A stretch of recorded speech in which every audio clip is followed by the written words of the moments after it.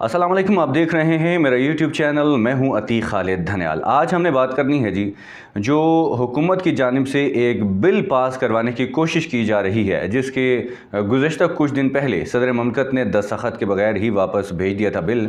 और उस हवाले से आज हमने बात करनी है कि उसकी ताज़ा तरीन सूरत हाल क्या है। और उसके अलावा जो सुप्रीम कोर्ट ने एक ऑर्डर दिया था इलेक्शन कमीशन को कि 10 तारीख तक हुकूमत से जो फ़ंड्स हैं उसके हवाले से, और साथ ही सिक्योरिटी जो इलेक्शन के हवाले से सिक्योरिटी है, 14 मई को जो इलेक्शन होने के लिए ऑर्डर दिया था सुप्रीम कोर्ट ने। तो सुप्रीम कोर्ट ने ये भी कहा था कि 10 तारीख को हुकूमत से फ़ंड्स लें और 11 तारीख को रिपोर्ट पेश करें। तो आज 11 तारीख है और आज क्या हुआ, क्या ताज़ा तरीन सूरत हाल है, इसी हवाले से आज हमने बात करनी है। उस वीडियो को आगे ले जाने से पहले आपसे कहेंगे कि हमारे इस चैनल को सब्सक्राइब भी कीजिएगा और हमारी हौसला अफजाई के लिए कमेंट भी लाजमी कीजिएगा। तो आज जो है सुप्रीम कोर्ट में प्रैक्टिस एंड प्रोसीजर बिल जो है, supreme court practice and procedure bill 2023 जो है, उस हवाले से आज दरख्वास्त दायर की गई है सुप्रीम कोर्ट में भी और हाई कोर्ट में भी दायर कर दी गई है।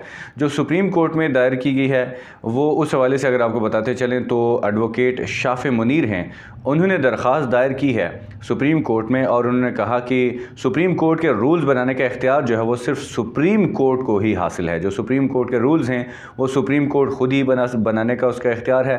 पार्लियामेंट की सुप्रीम कोर्ट रूल्स में तब्दीली गैर कानूनी है। जो पार्लियामेंट में ये जो बिल बनाए जा रहे हैं क्योंकि ये जो बिल था वो ये था कि एक कमेटी बना दी गई थी सुप्रीम कोर्ट के हवाले से, जो सो मोटो लेने का जो इख्तियार होगा या जो सुप्रीम कोर्ट के जो चीफ़ जस्टिस ऑफ पाकिस्तान हैं उनके जो इख्तियारात हैं उनको महदूद करने की कोशिश की गई है। और मतलब अगर है तो ठीक है, लेकिन यह वक्त मेरे ख्याल में ठीक नहीं है क्योंकि इस वक्त इलेक्शन के हवाले से बातें हो रही हैं। तो जो सुप्रीम कोर्ट में चीफ़ जस्टिस ऑफ पाकिस्तान ने सो मोटो लिया इलेक्शन के हवाले से, पंजाब के इलेक्शन हैं उस हवाले से जो सो मोटो लिया गया, तो उसके बाद अब सूरत हाल ये है कि पंजाब में इलेक्शन की तारीख दी गई थी कि 14 मई को पंजाब में इलेक्शन हो। उससे पहले 30 अप्रैल की तारीख दी थी सदर ममलकत ने, लेकिन यह है कि इलेक्शन कमीशन ने जो सुप्रीम कोर्ट में जाके बताया कि नहीं हो सकते इलेक्शन, क्योंकि तारीख नहीं दे दी थी, 8 अक्टूबर की तारीख दी थी।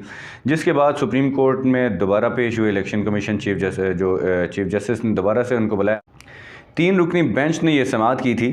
तो इलेक्शन कमीशन को जो हुक्म दिया कि 14 मई को इलेक्शन करवाएं और हुकूमत से फ़ंड्स लें, और 10 तारीख की डेडलाइन दी थी कि 10 तारीख को फ़ंड्स लें और उसके बाद जो है 11 तारीख को आप जो अदालत में आके रिपोर्ट पेश करें। जिसके बाद जो हुकूमत है पार्लियामेंट में एक बिल पेश करने के लिए पहुंच गई कि इसको हमने एक मुश्तरका इजलास बुलाया जिसमें एक बिल पेश किया गया कि सुप्रीम कोर्ट के जो इख्तियारात हैं, चीफ़ जस्टिस के जो इख्तियारात हैं, उनको महदूद किया गया।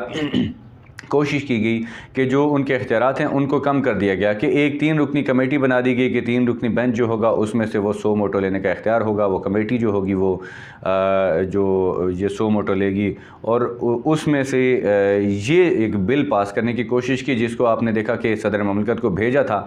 तो सदर ममलकत ने 10 दिन में उसमें दस्तखत करना होता, 10 दिन के अंदर अंदर ने, तो अगर 10 दिन तक, जो पहले 10 दिन होते हैं, तो उसमें अगर सदर ममलकत दस्तखत नहीं करते तो वापस भेजते हैं नज़र सानी के लिए। तो सदर ममलकत ने कहा था कि बादियो नज़र में ये जो इख्तियार है पार्लियामेंट का नहीं है। तो इसको कहा था कि सदर ममलकत की जानिब से ये कहा गया कि इसके ऊपर दोबारा नज़र सानी की जाए। तो इस हवाले से दोबारा से बिल पेश किया गया। सोमवार को जो पार्लियामेंट का मुश्तरका इजलास बुलाया, तो उसमें आपने देखा कि एक वफाकी काबीना का जो इजलास था वो भी बुलाया गया सोमवार को ही, और सोमवार को ही जो मुश्तरका इजलास भी बुलाया, उस इजलास में ये जो इलेक्शन के हवाले से बात की कि इलेक्शन नहीं हो सकते क्योंकि मुश्किल हैं, हालात मुश्किल हैं। अपने मुल्क की जो सिक्योरिटी है उसको नाकाम करार देने की कोशिश की कि हमारी सिक्योरिटी वो भी नहीं है हमारे पास और हमारे मुल्क की हालात ऐसे नहीं हैं जिसके ज़रिए हम इलेक्शन करवा सकें। तो अभी जो ये बिल आपने देखा, बिल पास करवाने की कोशिश की, दोबारा से बिल सदर ममलकत को भेजा और अब जो अपोजिशन के पास यानी कि इख्तियार था वो ये था कि सुप्रीम कोर्ट के पास जाएं और सुप्रीम कोर्ट को जाके ये नज़रसानी की, या सुप्रीम कोर्ट को दोबारा से इसके ऊपर रिव्यू के लिए उनको कहा जाए कि इसके ऊपर दोबारा से देखा जाए कि ये जो इख्तियार है पार्लियामेंट का इख्तियार नहीं है। आर्टिकल 70 के तहत ये पार्लियामेंट का इख्तियार नहीं है, सुप्रीम कोर्ट ख़ुद इसको देख देख सकती है, सुप्रीम कोर्ट ख़ुद इसमें तरमीम कर सकती है। जो दरख्वास्त गुजार हैं शाफ़ मुनीर हैं एडवोकेट, वो उन्होंने दरख्वास्त दायर की है, तो उन्होंने कहा कि सुप्रीम कोर्ट के रूल्स बनाने का इख्तियार सिर्फ सुप्रीम कोर्ट को हासिल है। पार्लियामेंट की सुप्रीम कोर्ट रूल में तब्दीली गैर आइनी है, गैर कानूनी है। सुप्रीम कोर्ट से मुतल्लिक़ कानून साजी बदनीयती पर मबनी है। आर्टिकल 70 के तहत एक्ट ऑफ पार्लियामेंट के ज़रिए सुप्रीम कोर्ट के इख्तियारात महदूद किए जा सकते हैं। लिखा है कि आर्टिकल 70 के तहत एक्ट ऑफ पार्लियामेंट के ज़रिए सुप्रीम कोर्ट के इख्तियारात महदूद नहीं किए जा सकते, यानी कि आर्टिकल जो 70 है वो पार्लियामेंट को ये इख्तियार नहीं देता कि वो सुप्रीम कोर्ट के इख्तियारात को महदूद किए जाएँ। लिहाजा ये कहा गया है कि एक्ट को गैर कानूनी और गैर आइनी करार दिया जाए। ये सुप्रीम कोर्ट में दरख्वास्त दी गई है। इसके अलावा सुप्रीम कोर्ट में दरख्वास्त, ये जो आर्टिकल 184(3) के तहत दरख्वास्त दायर की गई है। दूसरी जानिब जो वकील हैं सईद आफ्ताब है, उन्होंने इस्लामाबाद हाई कोर्ट में भी ये supreme court practice and procedure bill के हवाले से दरख्वास्त दायर की है, इसको चैलेंज किया है। और इस्लामाबाद हाई कोर्ट में दायर दरख्वास्त में supreme court practice and procedure act जो है इसको कलअदम करार देने की इस्तदा की है। और साथ ही दरख्वास्त में ये भी मौक़िफ़ इख्तियार किया गया कि बुनियादी मुतालबा सिर्फ आर्टिकल 184 के तहत फ़ैसलों के ख़िलाफ़ हक़ अपील का था और अपील का हक़ चीफ जस्टिस के इख्तियारात में कमी लाए बग़ैर दिया जा सकता है। उन्होंने कहा कि आप अपना ये जो मुतालबा है इसको अपना अपील दायर कर सकते थे, लेकिन वो जो अपील है वो चीफ जस्टिस के इख्तियारात को महदूद किए बगैर भी आप अपील दायर कर सकते थे, बजाय इसके कि आप चीफ जस्टिस के इख्तियारात को महदूद करें।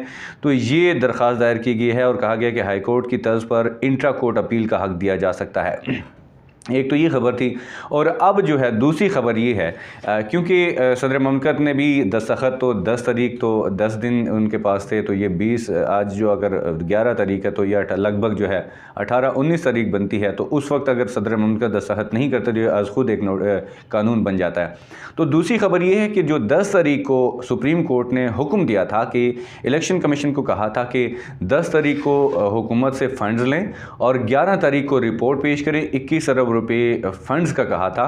तो आज जो है 10 तारीख कल गुजर गई, तो हुकूमत ने कोई किसी किस्म का ना ही फ़ंड्स जमा करवाए हैं इलेक्शन कमीशन को, ना ही सिक्योरिटी के हवाले से कोई उनको यकीन दहानी करवाई गई है। तो आज रिपोर्ट जमा करवाई गई है, क्योंकि अगर 11 तारीख को आज जो ये था कि अगर सुप्रीम कोर्ट अगर ये बिल क्लियर नहीं होता, यानी कि फ़ंड्स नहीं दिए जाते, तो उनके ऊपर तौहीन अदालत लगनी है।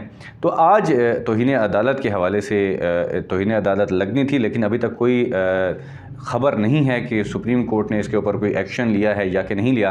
और साथ ही जो इलेक्शन कमीशन की जानिब से दरख्वास्त रजिस्ट्रार ऑफिस में दाखिल करवाई गई है, जमा करवाई गई है, वो दरख्वास्त उसमें ये लिखा गया है कि हुकूमत की जानिब से 21 अरब रुपये फ़ंड्स नहीं दिया गया और जो पंजाब की निगरान हुकूमत है उनकी जानिब से 75,000 जो सिक्योरिटी एहलकार हैं उनकी यकीन दहानी करवाई गई है, जबकि 3 लाख की कमी है, यानी कि 3 लाख एहलकार जो हैं वो कम हैं।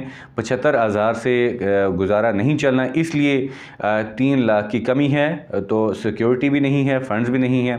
रिपोर्ट रजिस्ट्रार ऑफिस में जमा करवाई गई है और अब जो है रजिस्ट्रार ऑफिस से ये रिपोर्ट जाएगी चीफ जस्टिस ऑफ पाकिस्तान, और उसके अलावा जस्टिस एजाजुल अहसन और जस्टिस मुनीब अख्तर जो हैं उनके पास ये रिपोर्ट जानी है।